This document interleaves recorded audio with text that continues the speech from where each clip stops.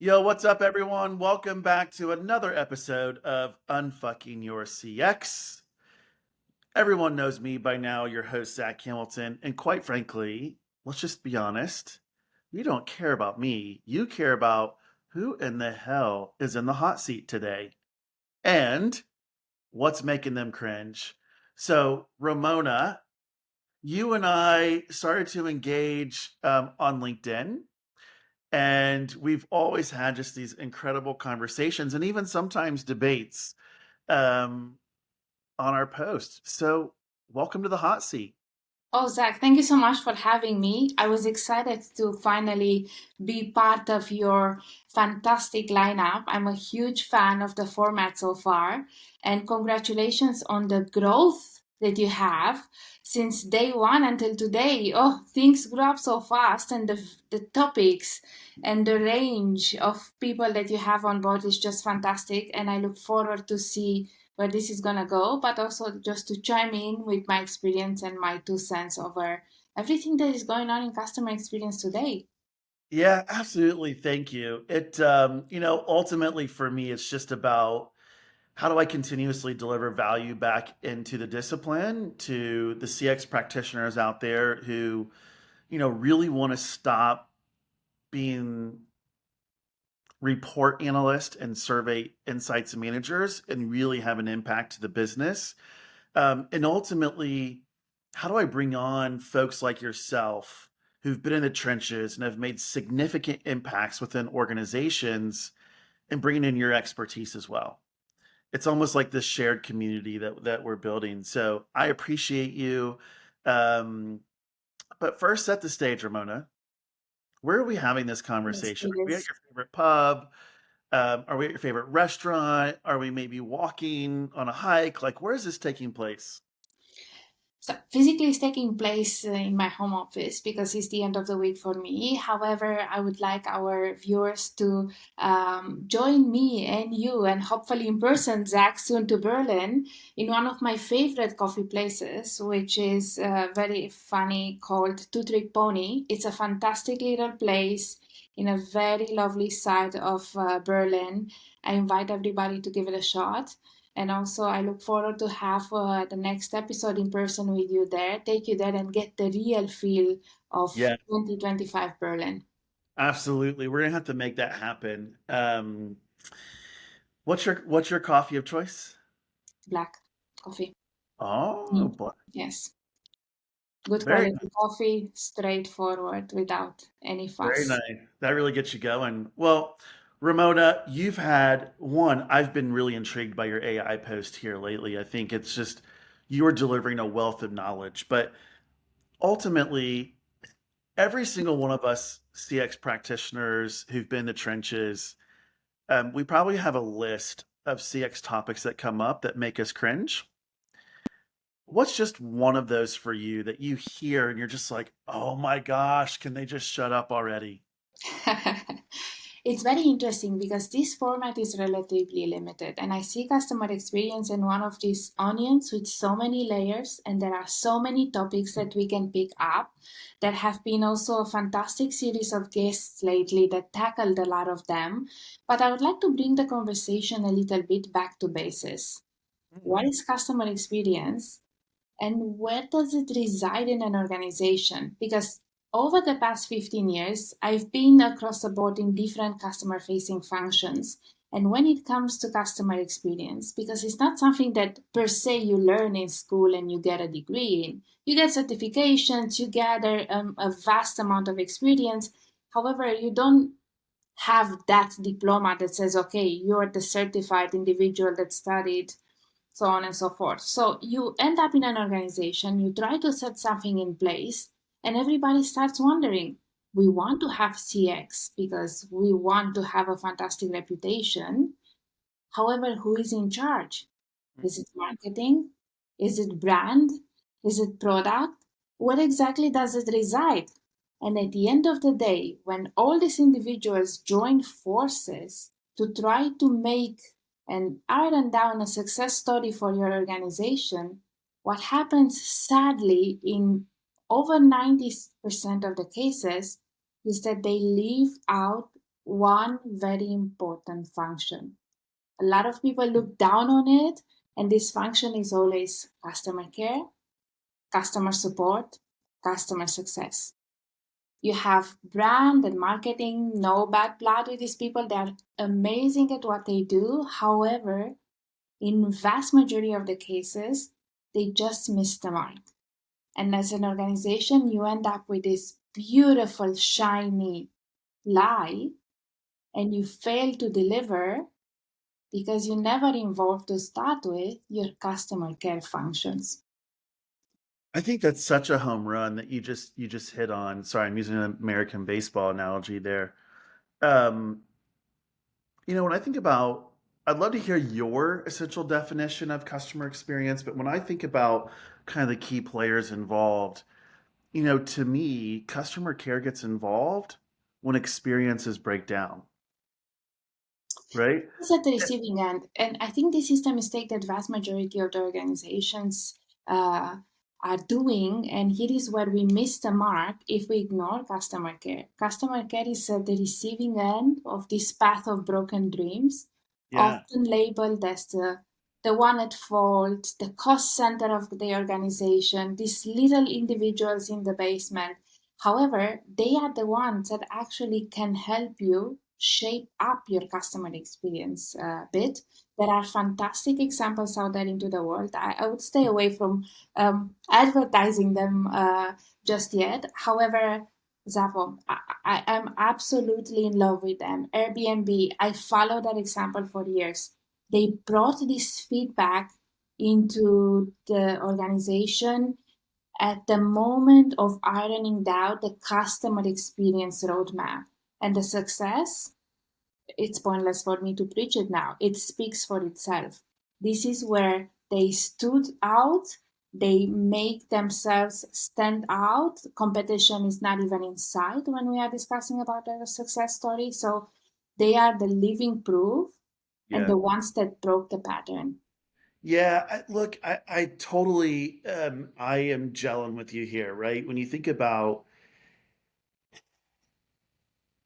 customer care's role in the overall customer experience, I think about my time at Aaron's, who are the different departments that I reported to, and when I started to lead customer experience, I actually had our version of customer care. We call it the home support center, in my purview as well.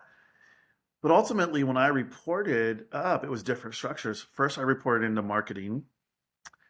Then I reported into operations, and then ultimately I leaned it over, reporting up through our CEO. And so I think it started as kind of like the overall maturity of one level of influence in the organization, where we were as kind of this insights function. Yeah. And I would say most of what we did from a marketing perspective was more just customer insights, right? I mean, we had a VOC program, but it was more of just insights. Then as we started to mature and really be thinking about how are we operationalizing, how effective are we in operationalizing, in meeting and exceeding customer expectations. And then as we continue to mature, it was really about how are we delivering value back into the business, right? And to your point, if you think about all those critical departments, my cross-functional peers, well, they're all important. Now, we can talk about the level of importance, right? When you think about who has the most contact with the data, or I'm sorry, not with the data, with our customers, with the customer care center being at the very, very, very top. But when I think about Ramona,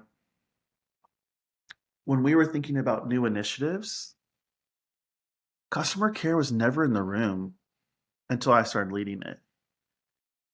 And And they brings us never to got asked about their opinion. And so I'm curious, like, why do you think that is? Is it just because they're considered the team in the basement? Or like why is an experience redesign not starting at customer care? well, I'm a customer, you're a customer yourself. In which circumstance you contact an organization to get in touch with their customer care? When something goes wrong. So the way we look at things as consumers is more or less the way the top of the organization looks, in most cases, at the customer care function. You contact this bit only when something went wrong. If something escalated, spilled on social media, reputation is affected, who is at fault? Customer care, because they didn't manage the relationship with the customer. Yeah. And often these functions go out there into the world having this stigma, this label, and automatically many leaders, unfortunately, ignore any sort of input or feedback. Or they don't even have a system in place which enables these teams to provide feedback. And automatically, there is no chair at the table for them. They are not included in any sort of strategic decisions. And this is your recipe for failure when you iron down that customer experience map. And I agree with you. There is no organization that knows how to do everything from day one. This is a step by step process. Yeah. Cross functional collaboration is vital. There is no one customer experience expert. You have to work together across your organization. And customer experience is not just a function. Customer experience is every individual in your organization. Because at the end of the day, every interaction that you have with your customer, it's an opportunity for you to close a deal, or it's an opportunity to churn, lose a customer. So how do you represent yourself? Preach, girl, preach, right? I mean, you mic drop.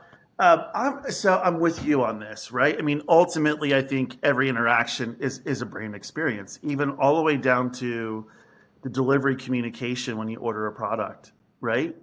That's a micro experience that you have, um, and I think too often, one CX leaders just struggle to get a seat at the table because they don't know how to one, they don't know how to articulate value.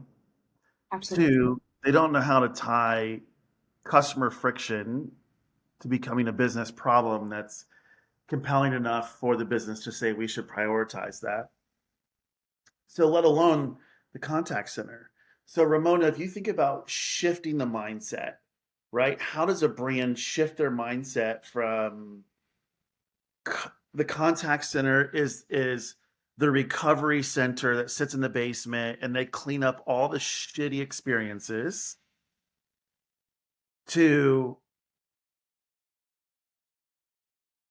they have an equal voice, they represent the customer, and they are a key figure in redesigning experiences. What's the first player tip on how organizations need to make this mindset shift?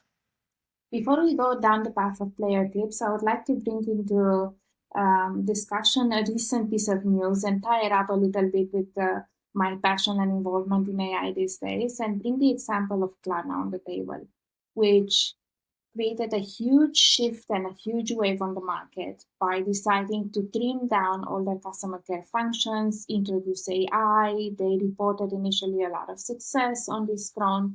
Now, to take a quick step back and look at the return of investment and also the impact of this decision over their brand reputation. Customer satisfaction decreased, people lost trust into the brand, and at the end of the day, the new luxury became the human interaction, the actual interaction with the customer care individual. So AI is fantastic. We love it. We want it. It's going to be the future. However, it's not the only option. And this is where the customer care function comes into your spotlight, and it's one of the player tips. What I do, what I preach, and what I joined here today to do is to encourage every leader to take a quick step back and have a few minutes, maybe an hour, a week, a month, a quarter with somebody down in the trenches. Pull a seat at the table for somebody in customer care because they know what is working, what is not working, what is broken, but also how your customer actually feels about your product, about your brand, about your organization. Yeah, I one love that. It reminds me of at Aaron's, uh, we in our corporate office, we call it the home the store support center.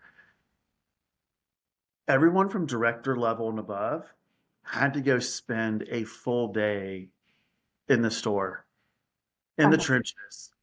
And so going back to what you were just saying, one, what does that human interaction look like with our customers? Um, if we think about all the initiatives that we're trying to, you know, activate through our frontline employees, all the new technology that we're putting in stores to try and make it more efficient, but does it really?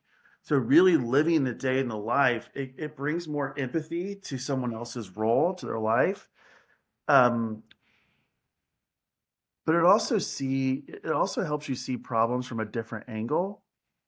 So not just in data, but now you get to see it.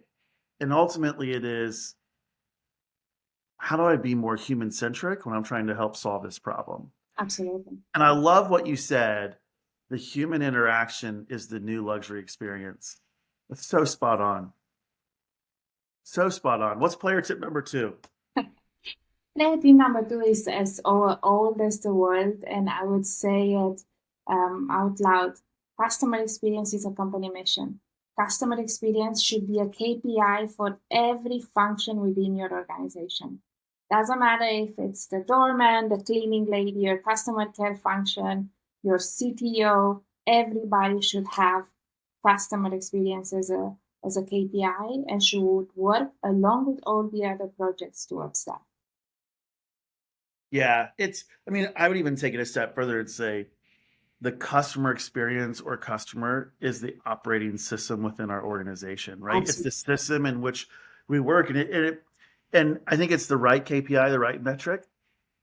For example, customer lifetime value. It reminded me of um, back in the day. I can't remember who exactly it was, but at NASA, the janitor was asked, what's your purpose? What's your mission here as a janitor? And he said, to put a man on the moon. The janitor, right? But collectively, he knew what the mission was of NASA. This is such a beautiful example. Such a Yeah. beautiful, great It's place. everyone buying into that core mission of maybe it's just serving this customer better. And how do you do it? Well, this is how we do it. So I love that. I love that. Player tip number three. Player team number three, and I think the last one on the list today is for leaders and for organizations. Treat your customer care function as you want to treat your customer. Because at the end of the day, employee experience is what is going to make your service stand out. A well treated employee is going to create those wow moments for your customer. And we know very well from history and from everyday interactions that what sets your brand apart are those wow moments. So if you don't treat your customer care function right, they will not treat the customer right. And this is the biggest slap in the face that you can get as an organization. All your other efforts are pointless. Totally. I look, the employee experience is your brand experience, right? I've said it a few times. I cannot give my customer what I don't have. Absolutely. And so if I don't have a great experience as an employee, why the hell am I going to go the extra mile to give that customer a great experience? And Ramona, I think your three player tips really embody T-Mobile exceptionally well. That's who I can think of. And John Leisure was the CEO of T-Mobile when they really went through their uncarrier strategy. And ultimately, the uncarrier strategy was we're putting the customer at the core of everything in which we do. So customers, they don't want 2-year contracts on their wireless device. Great. No more. Uncarrier move. And you know where John got all of this? He spent an hour every day after work. He had a phone line installed into his house to his customer care team. He would sit on his couch and listen to calls for hours at a time. And he would hear customers calling in. and he would take that feedback and he would say, okay, it's time to uncarrier this or unfuck it, basically. Right? Absolutely. I love that. I love Yeah. that. Ramona, this has been such a great conversation. You need to come back soon because we need Let's to do it. talk more about AI because you are, I think, one. I don't want to call you a thought leader on AI because you're actually one that's implementing it. So I would say you're more of an expert who's in the trenches and implementing an AI I'm and getting really. my hands good and dirty to gather that That's right. experience. I'm That's happy right. to join back and share. Yeah, you're spending most of your time in the dirt versus being in the clouds. So, would love to have you back to talk all things AI and customer experience. But until then, if our listeners want to get in touch with you, where can they find you? I would invite everybody that wants to exchange ideas, experience, but also challenge the status quo when it comes to customer experience to join me on LinkedIn. I absolutely love that platform. It's a platform where also me and you connected. I connected with a bunch of another fantastic set of individuals in the industry. So LinkedIn, go ahead, Ramona Berchez. I'm there for you, and I look forward to connect. Exchange more Yeah, ideas. fantastic. And for our listeners, Ramona's LinkedIn to the newsletter, of course, as we're dropping this. So you can just click on her and it'll take you straight to her profile. Ramona, again, thank you so much for coming to the hot seat. Let's get you back soon to talk about AI and CX. I look forward to it. Zach is fantastic. Keep up the good work. I'm a huge fan and I'm promoting this. I absolutely love it. And it was time for somebody to just shake up things a little bit in the industry and raise more awareness about what we are doing here. Well, I appreciate that. Thanks so much for the call, being a great colleague and the friendship. Cheers. Absolutely. Thank you.